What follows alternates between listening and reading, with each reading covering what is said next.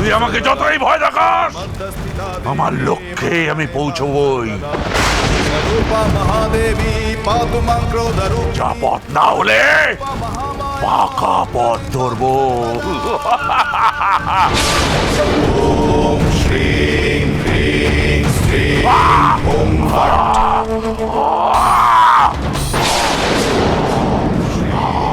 আমি আবার ফিরে আসবো, আবার ফিরে আসবো মা, আবার ফিরে আসবো। ওই ব্রহ্মশিলা আমার চাই।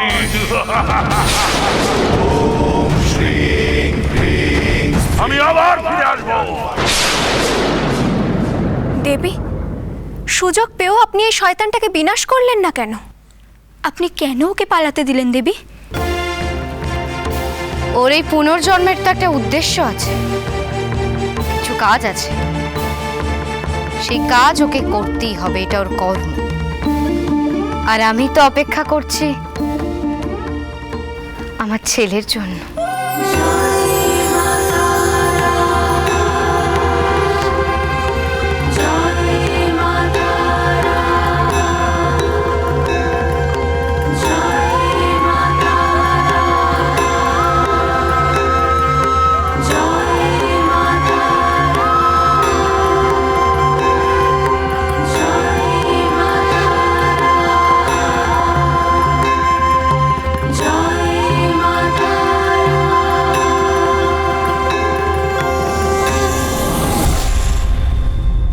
ওই তুলসীতলায় সন্ধে দিতে গিয়ে হঠাৎ দেখি মাথা ঘুরে পড়ে গেল, গিয়ে দেখি জ্ঞান হারিয়েছি। তো অনেক চেষ্টা করেও যখন জ্ঞান এলো না, তখন আপনাকে ডাকলাম। তা আপনি তো জ্ঞান ফিরিয়ে দিলেন, কিন্তু কি বুঝছেন বুদ্ধিমশাই, কোনো কঠিন ব্যাধি? আরে না হে না, কোনো ব্যাধি ট্যাধি নয়, কিচ্ছু চিন্তা করো না।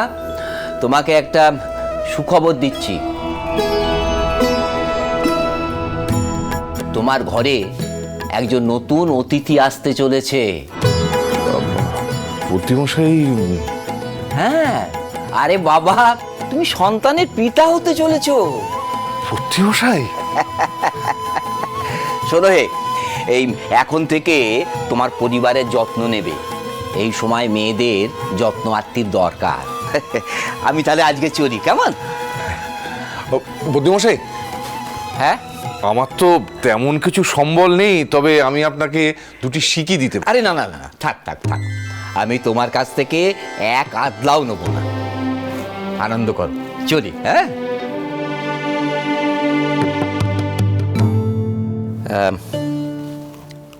সর্বানন্দ, আমার একটা অনুরোধ আছে তোমার কাছে। দেখো, তুমি সজ্জন মানুষ, তুমি ডাকাতে আমি না করতে পারিনি, কিন্তু দেখো, আমাকে তো সমাজে বাস করতে হবে। মানে সমাজ তোমাকে এক ঘরে করে দিয়েছে, আর যা পরিস্থিতি, তাতে ওই মোড়ল যদি জানতে পারে, আমাকেও কিন্তু বিপদে ফেলে দেবে। তাই বলছিলাম যে আমি যে এসেছিলাম সেটা যেন পাঁচ কান না হয়। না না না, আপনি কোনো চিন্তা করবেন না, আমি কাউকে বলবো না, কেউ জানবে না। আপনার কাছে তো আমার অনেক ঋণ। আরে থাক থাক, ঠিক আছে, ভালো থেকো, কেমন? আমি আসি তাহলে।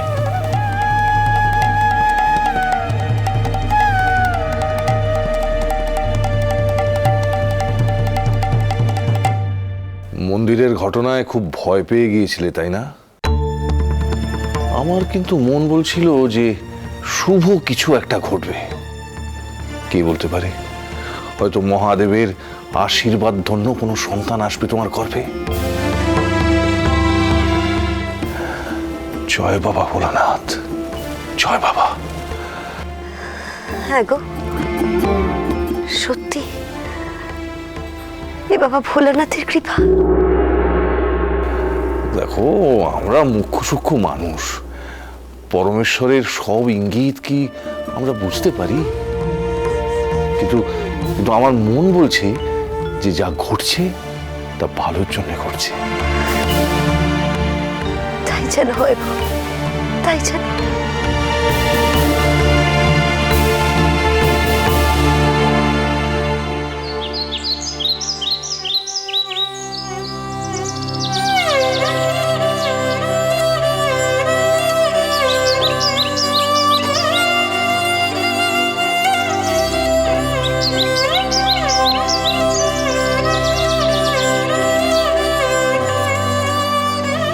কি করছো গো? মায়ের পুজোর জন্যে জবা গাছ পুঁতছি গো। যেদিন এই গাছে জবা ফুল ফুটবে সেই দিন এই জগতে আমাদের সন্তান আসবে।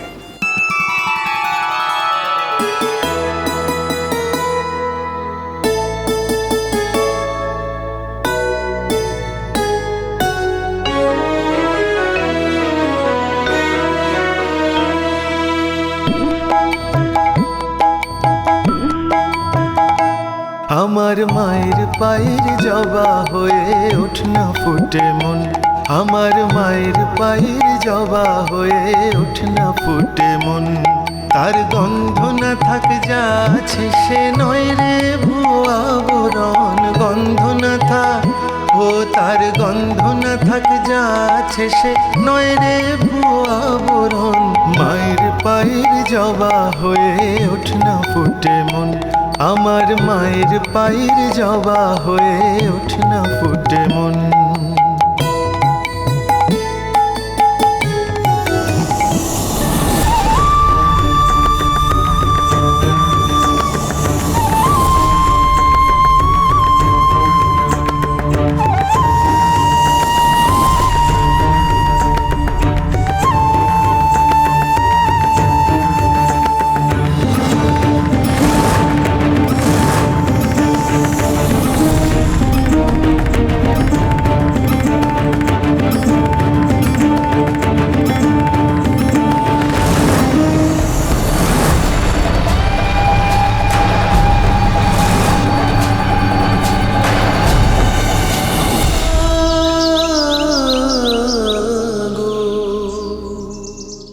কই গো শুনছো?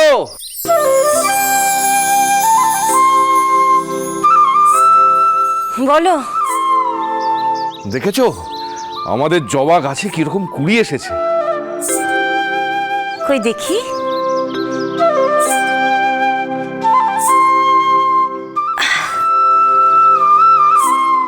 বাহ, মনে হচ্ছে কালকেই ফুল ফুটবে।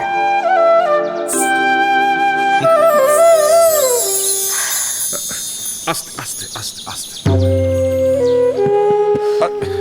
কি কি গো, কি হলো? শরীরটা ভালো লাগছে না গো। হঠাৎ কেমন অস্থির অস্থির করছে। কি বলছো? মনে হচ্ছে আজই হয়তো। আজই?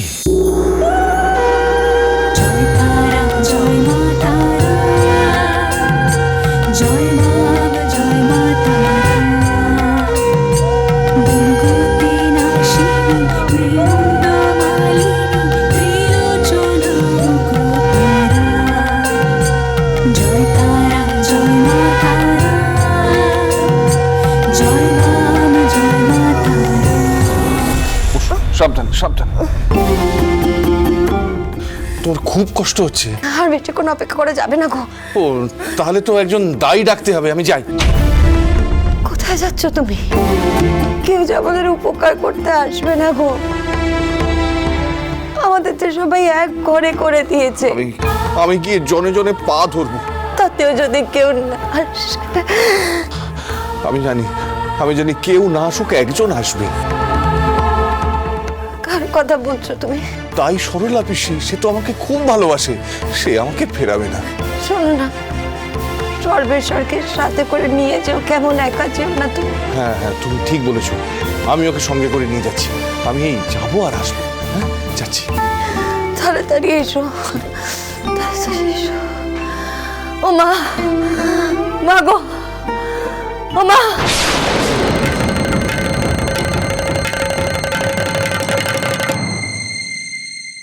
জগতের হিত ও সাধনের জন্য আবির্ভাব ঘটেছে তোমার, তাই তোমাকে একদিন আসতেই হবে তারাপীঠে, তোমারই বড় মায়ের কাছে।